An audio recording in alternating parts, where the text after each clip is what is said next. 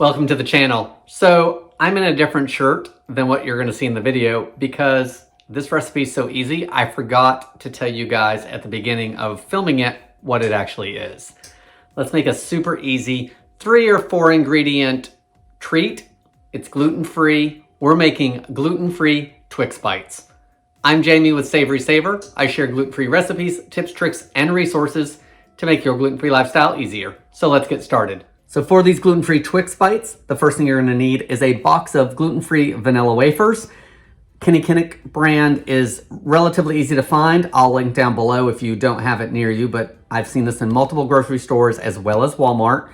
And they actually taste pretty good too. They almost taste like regular vanilla wafers, which Tara really likes. You're gonna need Rolos. You're gonna want enough of them to cover the box of vanilla wafers. So you're gonna need probably about 20 Rolos because a box of vanilla wafers has about 40 cookies in it. Ingredient number 3, you're gonna need some semi-sweet chocolate chips or milk chocolate chips if you like those better. I do have a 4th ingredient. This is if you wanna use it or not, either some vegetable shortening or some coconut oil, because we're gonna add that to the chocolate. It just makes it melt a little smoother. But if that's not something you wanna use, you don't have to use it, it will make your melting and coating a little bit easier. These only take a couple minutes to put together, so while I'm doing that, I've got my oven preheating to 300 degrees. And I'm gonna take my Rolos and just put one on each vanilla wafer. Once the oven's preheated, I'm gonna throw these in the oven for about 1.5 to 2 minutes because I just wanna soften up the chocolate and the caramel just a little bit. So let me get these melted a little bit and we'll keep moving.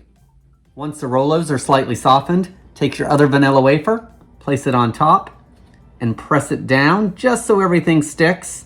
I'm gonna try to get it almost to the edge. So that's what I did, just so it's a little cookie. And do that for all of them. Once all the cookies have been topped, you wanna pop these in the fridge for 15 to 20 minutes, just until that chocolate sets back up some. So while our Rolos are firming back up in the fridge, I've taken some chocolate chips and I took about half the bag here and a couple teaspoons of vegetable shortening. Again, you could also use coconut oil, whatever you want to use for that, or don't use anything at all. This will just help make it shiny as well as melt a little more smoothly. The amount of chocolate you're going to need is a guesstimation. I've put about half a bag. I may need to make a little more, but I'm just trying to make sure that I don't melt more chocolate than what I need, at least a lot more, because if not, I'm not gonna be able to reuse it on anything. So I wanna get the most out of my chocolate. I'm gonna melt this for 20 to 30 seconds at a time, stirring each time just until it's melted and smooth. So our Twix Bites have chilled and that chocolate's had time to firm up. I've got my melted chocolate here. I think you know what's gonna happen next. I'm gonna take one of these bites, put it in the chocolate, cover it in the chocolate, shake off all that excess,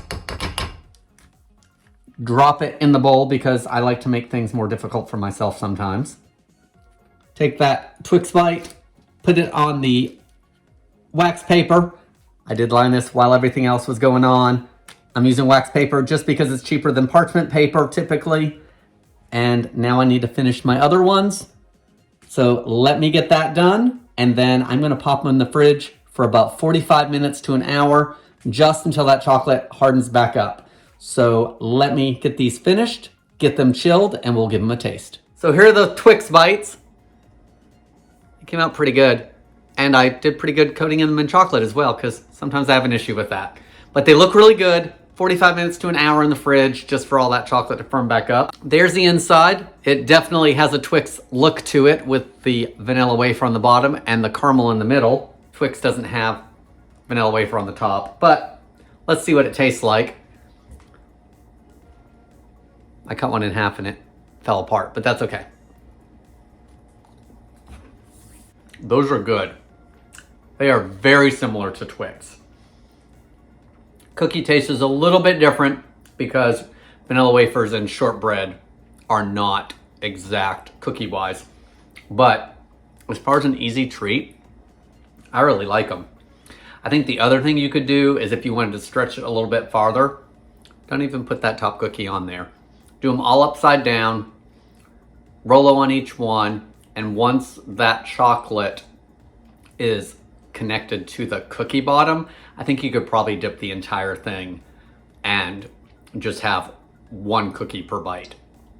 But super easy, great for a Christmas treat or any other time you want Twix. Guys, that's all I have for today.